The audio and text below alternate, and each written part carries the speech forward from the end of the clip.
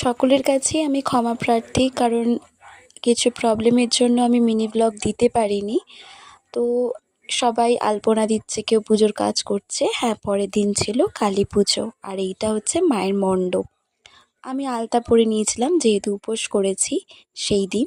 আর আমাকে কেমন লাগছে অবশ্যই জানিও। মাকে বেলপাতার মালাটাও পরিয়ে নিলাম, দেন লুকটাও তোমাদের দেখালাম। তারপর মা দণ্ডি কাটছিল যেহেতু মা উপোস করেছিল, আর মা কালীর রূপটা এরকম ছিল, অসাধারণ লাগছিল মাকে। গাইস এখানে সবাই বসে আছে। এখন কটা বাজে? এখন বাজে 4:14। এখানে সবাই বসে আছে। তো শাড়ি পরেছিল, চেঞ্জ করে নিয়েছে, বৌদিও তাই।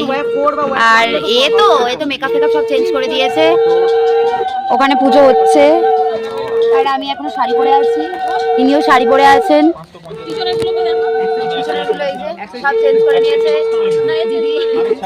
আমি এখনো চেঞ্জ করিনি, এখন একেবারে ভাষণ টাষণ হওয়ার পর তারপরে ফ্রেশ হবো, স্নান টান করে। যাই হোক টিপটা পরে নিই, তারপর